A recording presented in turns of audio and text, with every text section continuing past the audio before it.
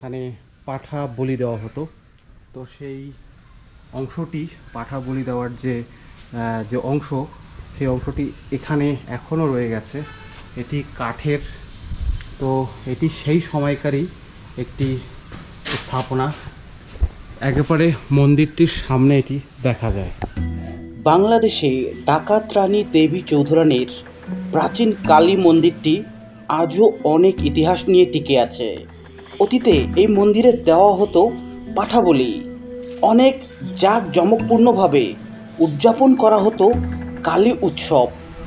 দেবী চৌধুরানীর অনেক স্মৃতি জড়িয়ে আছে এই মন্দিরটির সাথে। বাংলাদেশের রংপুর জেলার পীরগাছা উপজেলায় মন্থনা নামক স্থানে দেবী চৌধুরানীর জমিদার বাড়িটি অবস্থিত। সেই জমিদার বাড়ির ঠিক পাশেই রয়েছে কালী মন্দিরটি।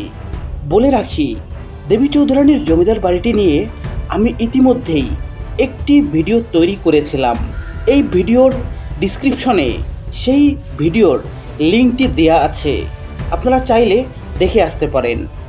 পূর্বে যখন এই জমিদার বাড়িতে এসেছিলাম, সেই সময়ে এই কালী মন্দিরটিতে প্রবেশ করা হয়নি।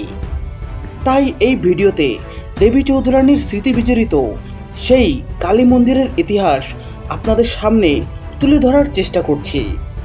আজ থেকে প্রায় ৩০০ বছর পূর্বে, অর্থাৎ ১৭০৩ খ্রিস্টাব্দে এই জমিদার বাড়ির গোড়াপতন হয়েছিল। প্রায় ৮ একর জায়গার উপর এই জমিদার বাড়িটি অবস্থিত। সেই সময়েই এই কালী মন্দিরটি স্থাপন করা হয়, এটি ধারণা করা হয়ে থাকে। অতীতে এই মন্দিরটি জমিদার বাড়ির নানান উৎসবে মুখরিত থাকত। দূর দূরান্ত থেকে কালী উৎসবে বহু সনাতন ধর্মাবলম্বীরা এসে থাকতেন এই মন্দিরটিতে। ভূত চতুর্দশীতে এখানে অনুষ্ঠিত হতো বিশেষ এক পূজা। দেবী চৌধুরানীর বহু স্মৃতি এই কালী মন্দিরটির সাথে জড়িয়ে আছে। বর্তমানে পুরো মন্দিরটি জরাজীর্ণ অবস্থায় পড়ে আছে। পূজা অর্চনা আগেকার মতো জাঁকজমকপূর্ণভাবে হয় না বললেই চলে। এই কালী মন্দিরটির ঠিক পাশেই দেবী চৌধুরানীর সেই জমিদার বাড়িটি এখনো অনেক স্মৃতি নিয়ে দাঁড়িয়ে আছে। দেবী চৌধুরানীর মন্দির আমাদের পার্শ্ববর্তী দেশ ভারতের জলপাইগুড়িতেও রয়েছে। মূলত ডাকাত রানী বা দস্যু রানী দেবী চৌধুরানী সম্পর্কে আলাদাভাবে নতুন কিছু বলার নেই বা প্রমাণ করার প্রয়োজন নেই। তিনি ছিলেন প্রথম বাঙালি যিনি ব্রিটিশ বিরোধী নারী নেত্রী ও পীরগাছার জমিদার ছিলেন। প্রথম বাঙালি নারী নেত্রী যিনি ব্রিটিশদের বিরুদ্ধে যুদ্ধরত অবস্থায় নিজের জীবন উৎসর্গ করে দিয়েছিলেন। বাংলাদেশের রংপুর জেলার পীরগাছা উপজেলার দেবী চৌধুরানীর অনেক স্মৃতি বিজড়িত স্থান এবং স্থাপনা রয়েছে। ১৭৮৩ সালের এপ্রিল মাসে পহেলা বৃহস্পতিবার পীরগাছা উপজেলায় চণ্ডীপুর গ্রামে লর্ড ওয়ারেন হেস্টিংস এর নেতৃত্বে একজন ইংরেজ বাহিনীর আধুনিক অস্ত্রের সাথে যুদ্ধ করে পরাজিত এবং নিহত হন এই দেবী চৌধুরানী।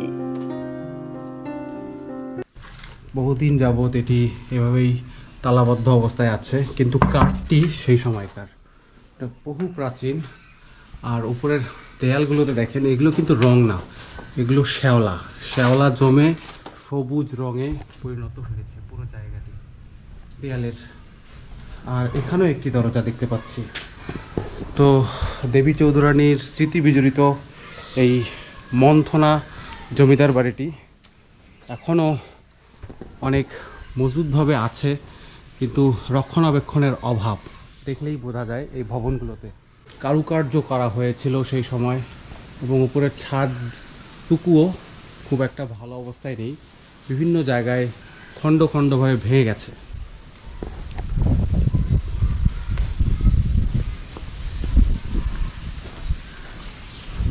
এই যে অংশটি দেখতে পাচ্ছেন, এটা আমার ধারণা, মানে আমি যতদূর জানি এখানে পাঠা বলি দেওয়া হতো।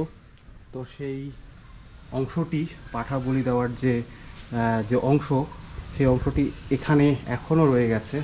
এটি কাঠের, তো এটি সেই সময়কারই একটি স্থাপনা। একেবারে মন্দিরটির সামনে এটি দেখা যায়।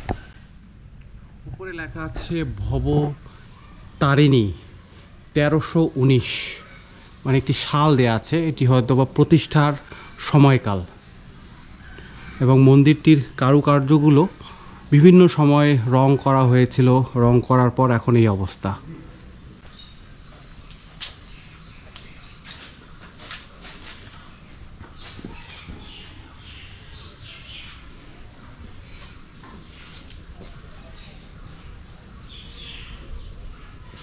ইদারাটি সেই সময়কারই, তখন এখান থেকেই পানির যে চাহিদা পূরণ করা হতো।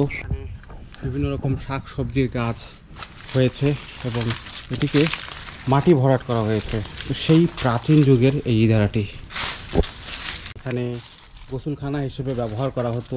সেই অংশগুলো চারপাশে এমনভাবে নিশ্চিহ্ন হওয়ার পথে, এই যে এগুলো পয় নিষ্কাশনের ব্যবস্থা ছিল এখানে।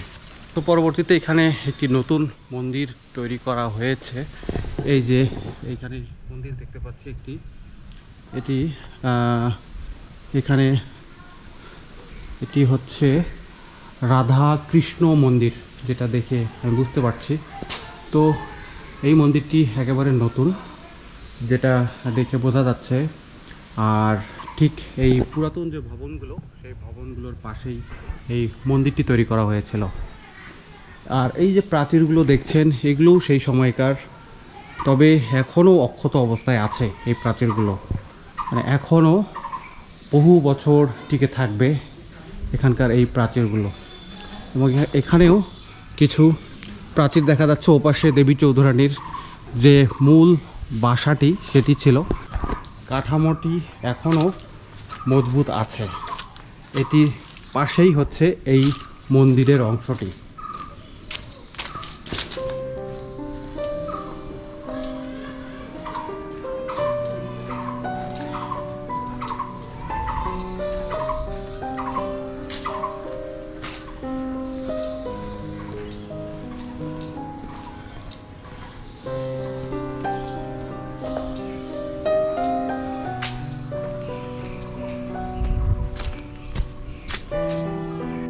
তাহলে ভিউয়ার্স, দেবী চৌধুরানীর কালী মন্দিরটি নিয়ে আরও কোনো ইতিহাস যদি আপনাদের জানা থাকে, তাহলে তা কমেন্ট বক্সে জানাতে ভুলবেন না। আমার এই চ্যানেলে নতুন হয়ে থাকলে অনুগ্রহ করে চ্যানেলটি সাবস্ক্রাইব করে রাখুন।